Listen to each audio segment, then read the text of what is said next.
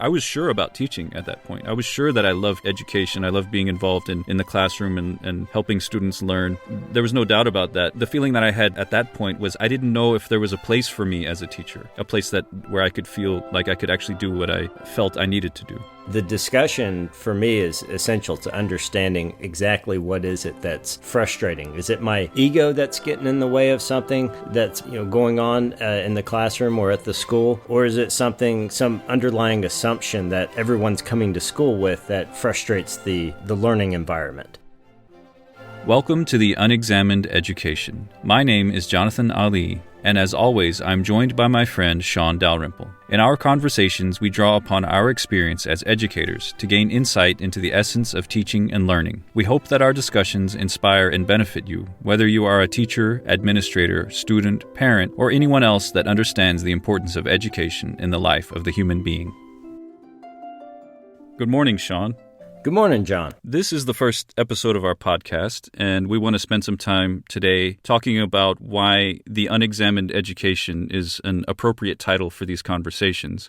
But before that, I think it would be appropriate if we spend a little bit of time introducing ourselves to our listeners. So, Shaun, could you talk a little bit about your experience as a teacher? Yes, I understand my experience coming into teaching starting back when I was a teenager and working at a summer camp. And it was that experience that I think was always a really good experience for me. I really enjoyed building relationships with kids. And over time, I think it just sort of set in my mind that I wanted to do that for all time. Yeah, which I was right and wrong about. So I went off to college. So I got my English degree and teacher certification eventually later. Mm-hmm.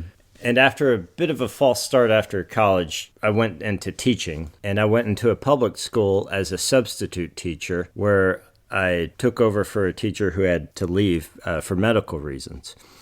And then I was able to stay on with that school for the next 6 years. That time in public school, I really enjoyed the job, or a lot of aspects of the job. Mm-hmm. There were also factors that made it difficult to continue working there. Mm-hmm. And I ultimately decided that I had to leave. And when I left, I thought I was leaving education for good. I was just like, well, I just can't do this job like I thought I could. Right. I ended up doing some carpentry work and really getting into fine woodworking and cabinetry making. I would get into these jobs where people would want to do these custom nice bits of cabinetry, and it was a lot of fun to do that, but I never could quite make that work. But it was something that I'd always been interested in doing anyway, so I was able to get that out of my system. I did that for 3 years. Yeah. And but during the third year, really started to appreciate what the skilled tradesmen had that I didn't have, which was efficiency. Right. And so I ended up going back to the school where I had taught just to help out the English department in a few ways. As a volunteer? As a volunteer, yeah. Right. And I really enjoyed that without the I really enjoyed volunteering without the pressures of being a teacher. Right. And I think that made me realize that I wanted to get back into education, but also find a school where some of those factors that I felt like I wasn't able to deal with, where they weren't there. And these are like external pressures that come from the public school being a part of a school district and a part of a state. Right. And so I went to a private school that is Montessori up through 6th grade. After 6th grade, we transitioned into a more traditional looking school with classrooms and students moving from classroom to classroom, but we still try to hang on to those Montessori principles. I was brought in to take on the high school English and philosophy teacher role. Right. I remember when you first started working there, you described it as a teacher's paradise. Yeah, it was. It was crazy. I couldn't believe the difference. My biggest class was like 10 students. Yeah. And my smallest class was 3 students, which, that stretches things a bit, but I'd prefer 3 students to 35. Right. Yeah. any day. And there was ample teacher planning time. And so that when I was talking, I remember that conversation. It wasn't that everything was easy, but you had time during the day to process the difficulties of the job. Right. And it wasn't, you weren't just, back to back with the same class over and over again, like what ends up happening to a lot of teachers in a big school. Yeah. So eventually I moved into administrative position, IB coordinator, and then now I'm serving as the upper school dean. So I oversee the 7th through 12th grade curriculum, and I still try to make sure that I teach a class or two here and there. And next year, actually, I'm hopefully teaching a few more classes, but always want to stay in the classroom. Yeah. So that's my story as a teacher. Yeah, as you know, our stories overlap quite a bit. I also, just like you, I can tell that when you look at you think about your story as a teacher, it stretches over a pretty large portion of your life, even before you started actually teaching. And for me, it's the same way because it's played such a big role in my life. But I'll just trace back to high school and say that I was a pretty bad student. I wasn't really interested in participating in the educational game. And so after graduation, I went into the military for 6 years. I was in the Air Force. And I would describe that experience as beneficial, but I was intellectually starved during that time. And so after I got out of the military, I went to college. I really enjoyed being in college. I would say that's when I discovered a love of learning and an intellectual interest in the subjects that I was studying. And I was an English major, like you. I majored in also philosophy for a little while. But then also during college, I got married and we were expecting our first child. So I had the practical need to get a job. And so that's when I first really seriously considered becoming a teacher, because that's something that English majors tend to do. So I got my teaching certification. I applied for a job, and the job that I got was at the same high school where you were teaching. And that's where we met. And you came mid-year as well. Yeah, exactly. That first year. Yeah. The teacher that I was replacing left suddenly and didn't come back, resigned, apparently out of dissatisfaction with the job. My experience at that high school, I was there for about 8 years because I came in mid-year in that first year. And as you know, and this is something that I think we'll get into, because for me it was very formative and gave me a lot of insights into how I see teaching and how I understand teaching and education. But it was very difficult. I had a lot of behavior problems with the students. I would say that for the first year at least, my overall feeling was that the students hated me. I kind of hated them as well because of that. But then through a lot of discussions with you, which were very beneficial, I sort of turned that around. And by the end of that time that I was at that school, I really enjoyed the relationships that I had with the students. And it was very fulfilling and a very positive aspect of the job. But I got pushed out, or I guess I felt like my time was done there because of the system and the way teaching was changing, the lack of freedom that they would give to teachers, which restrained my ability to, I felt it limited me to such an extent that I couldn't do what I needed to do for the students.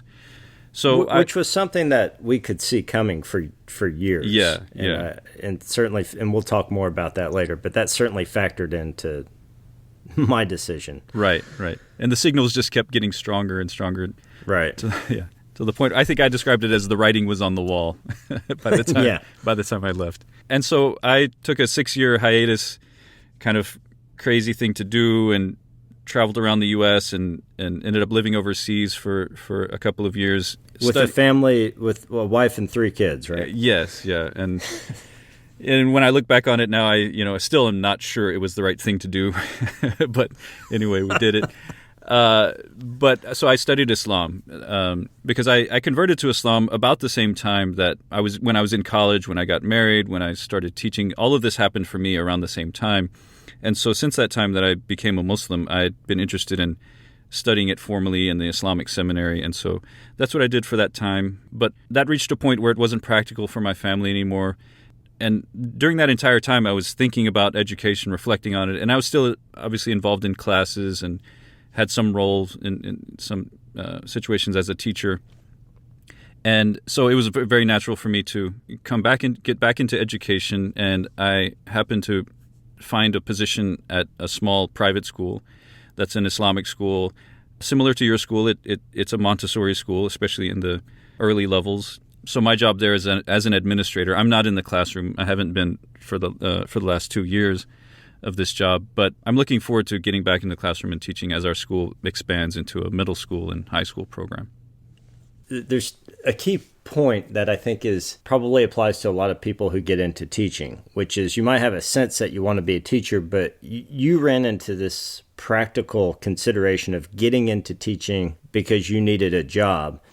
And I should clarify that my getting into teaching it felt like more of a free choice because, I was married, but my wife had a great job. She was super supportive of like how I wanted to figure out things, and we didn't have any kids at the time either. And so I do think that that's one of those things where if you find yourself going into teaching as a compulsion or where you don't feel like you have freedom, then I would imagine everything that can happen in the classroom can really make you feel more and more like enslaved by the system. Right, definitely. Especially after, like in my experience, I didn't know what to expect when I got into teaching. I didn't know how long I would be able to do it. I didn't know if I would enjoy it really or not. So it was an experiment, right? But to my surprise, after 2-3 years, I really felt comfortable, right? And I had no problem envisioning myself doing this until retirement, right? Like as a career. And I felt very satisfied with that idea. I didn't have any problem with it. Yeah, I also felt that way in my first years too. I was like, I'm going to be here for 50 years. Right, exactly. Yeah. So it's even more disappointing when you realize that, either because the conditions are changing in such a way or those factors, those things about the job that you had optimism about being able to overcome those, when that optimism fades. And for me, it was because I realized that this system that I'm in can't accommodate those changes that I would like to see.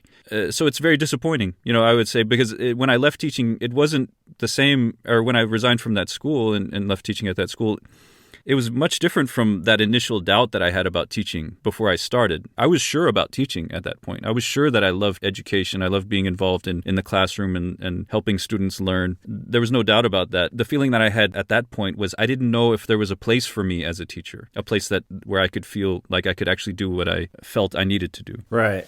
So let me ask, John, did you feel like you had a teacher model going into it? Like anyone that you had as a student in the past that you would summon that person's image?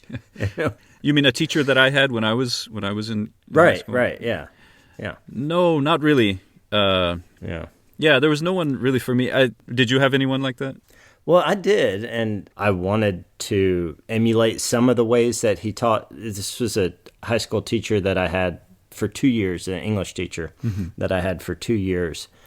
And I would say you could not see a similarity between us now, but I certainly would think about how he approached class and how he was always able to put the relationship between the student and the teacher as the primary concern. Mm-hmm. Right. And my memory of that would be things like, I got caught cheating.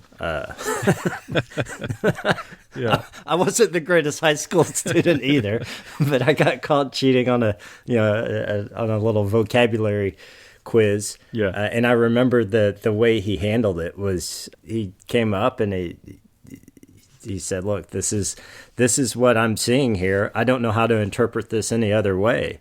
Do you want to talk about this?" And it was like it put me in a position that I deserved to be in, but he wasn't mean or anything about it. Right.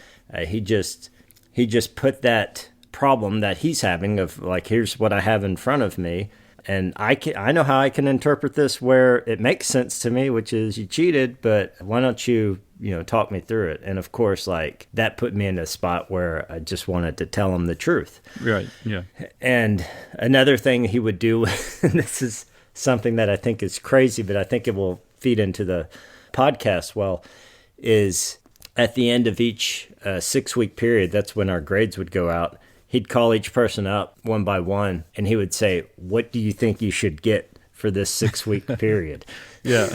and again, he would have numbers. Right. And he could say, "We can just go with this, but if you think something else." And I remember one time, I think I only was bold enough to do it one time, where maybe the leading number was a 7. And I was like, I couldn't come home with like a C or something. So I remember saying, I learned a lot from this thing, and maybe an 85 or something. And he just erased the average and put what I said. Really? I couldn't believe it. Yeah. But I distinctly remember like doing that one time and not ever doing it again. Yeah. And I also did it the first year that I had him, and by the second year I'd had him, I more appreciated what he was doing as a teacher. Yeah. I wasn't trying to take advantage for myself. Right. So that's something else I think for any teachers to consider is what is there that you can look up to, and sometimes I think it feels impossible within a system to implement some of the things that we grew up with. But really, what we're trying to discuss is where do we need to push back on these things? Where do we have an obligation and like a duty to push back on things? Yeah. So, Shaun, another feature of my experience as a teacher, a prominent feature, is the conversations, the continuous conversations and dialogue that I've had with you during those experiences. And like I alluded to before, it started with the misery that I was going through as a first-year teacher and the problem that I had connecting with the students in a positive way. And really it started there. And I've always been the kind of person where when I get into a situation, I think, and I don't mean to, this maybe sounds like some kind of bragging or something, but it's really not. I kind of intuitively absorb the dynamics of the situation, and I would say the underlying assumptions of it. Yeah. And it's difficult for me to sort through those. And I think one of the benefits for me always with talking to you about what's going on in the classroom or what's going on in our schools is that when we discuss them, we can identify, analyze, and diagnose and pick out these underlying things that are going on, these assumptions and dynamics. And it just really helps because like a situation in the classroom it's so complex, right? There's so many things going on. And it's really, in schools in general, a lot of the activities that educators engage in are problem-solving activities. And we're trying to make things better. We're trying to correct things. And these conversations that we've had, I know for me personally, have helped immensely with that. Well, and I think it's hard for anyone to absorb everything that's going on in the system of education. So, and probably part of what's helped us look at all this is that we both left it. We both left education for a number of years. Right. And we've had that chance to see it from the inside and from the outside and make decisions about what we can do for ourselves individually. So I agree that the discussion for me is essential to understanding exactly what is it that's frustrating. Is it my ego that's getting in the way of something that's going on in the classroom or at the school? Or is it some underlying assumption that everyone's coming to school with that frustrates the learning environment? Right, exactly. And another reason why I've always appreciated our discussions about this is because I think we're both coming from a place where we both believe very strongly in the potential of education, in the importance of learning. And the benefit from that should go to the student. The students should benefit from whatever system is set up, whatever classroom they're in. But we have always felt, I know I felt this, and I think you see the same thing, that a lot of times the way classrooms are run, the way schools are run, the way education happens, is it actually, a lot of the benefit that the students could take from it are... Well, it's about the adults, right? Right. Yeah, it's about the adults.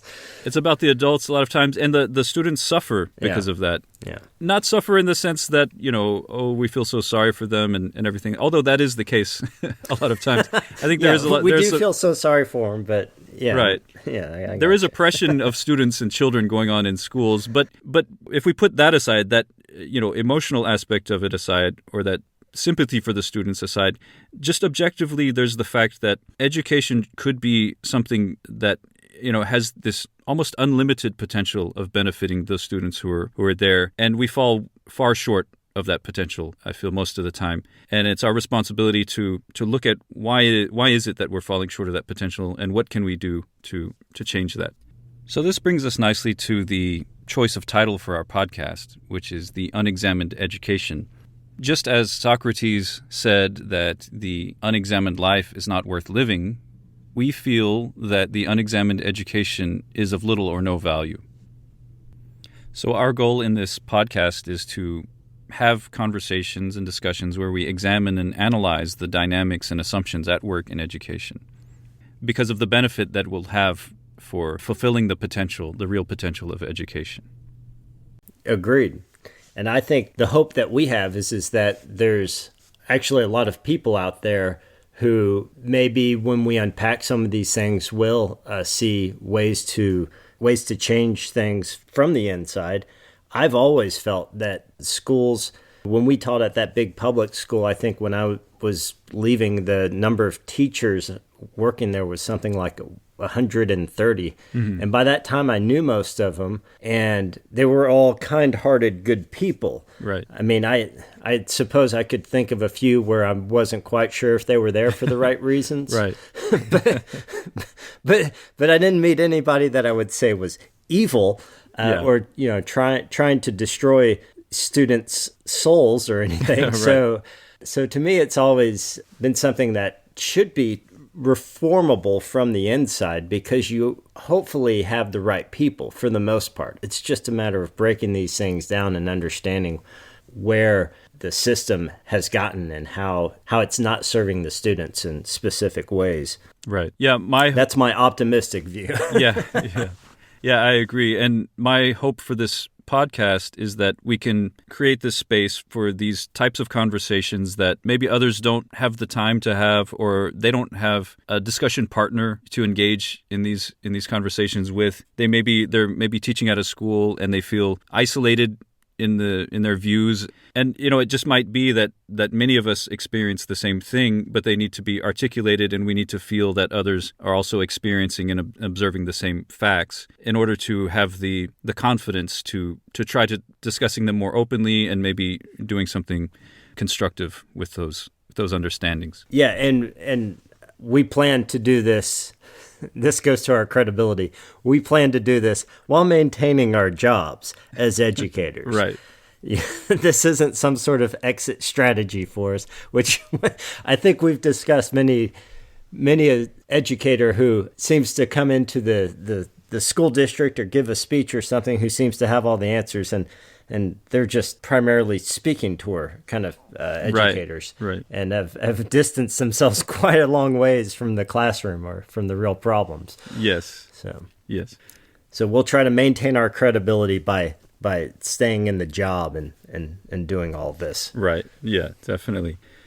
So we thank listeners for joining us, and we look forward to having more conversations that we can share. So thank you, Shaun, for talking with me this morning. Happy to do so.